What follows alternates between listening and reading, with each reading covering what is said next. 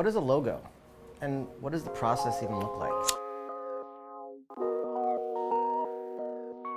A lot of times in my career, I've experienced a number of clients coming to us with some of the craziest logos. Especially in the cannabis and CBD industry, you'll find a lot that have a myriad of faux pas like the cross, pot leaf, and a number of other elements that you would often associate cannabis and CBD with. But rather than jumping to the first thing or thought that comes to mind, think about the values that your company has and how you can take those and translate that into design. So when you think of the Apple logo, it stems from Adam and Eve and their temptation to bite the apple, which also is a symbol of knowledge. When you look at the values that the messaging there carries and you factor those into, well, what the Apple means for Apple computers, then you have a little bit more of a story. Think about Amazon's logo, right? It's fun, it's bouncy, it's got a smiley face, but it also has an arrow that points from A to Z. There's intention there, there's a reason, and there's certainly a large set of rationale. But look at FedEx. You'll notice that there's an arrow hidden inside. The arrow could represent a number of things to a number of people. To me, I often see or identify the arrow as a company moving forward.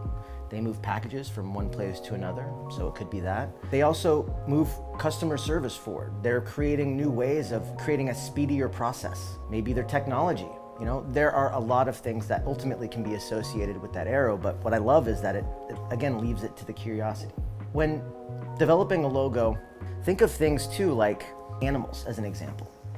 You've got elephants who supposedly have good memory. You've got owls who are wise. You've got foxes who are smart. When thinking about how you're going to construct your logo, think again about the values and the ethos of the brand itself. The way that we approach the logo process internally for clients is we'll first develop the creative brief. We'll solidify the personality traits that best fit the mold with respect to the brand moving forward. Make sure that the name is tight, and then jump directly into logo. Now, when we're in logo, what we're doing for the client is producing a series of 5 logo iterations that reflect the values that we identified as well as the brand attributes we identified in the previous steps. The one thing that we've learned in the logo development process is oftentimes less is more. Don't try and throw everything you can into a logo in hopes that it conveys every piece of messaging. Find ways to distill it, right? When you think of the Nike logo, it's the swoosh, but many people don't know that it's actually the Achilles tendon. Again, look at the mermaid on Starbucks. If you've never looked into the story, I encourage you to do so. It was said that she was a siren and found this mythological character that they felt would best emulate or represent their brand and values in a cohesive manner, and they've done a pretty damn good job of doing so. So with that said, I hope you've learned something. I appreciate your time, and if you have any questions, comments, or suggestions, leave them in the comments below. Looking forward to hearing your thoughts.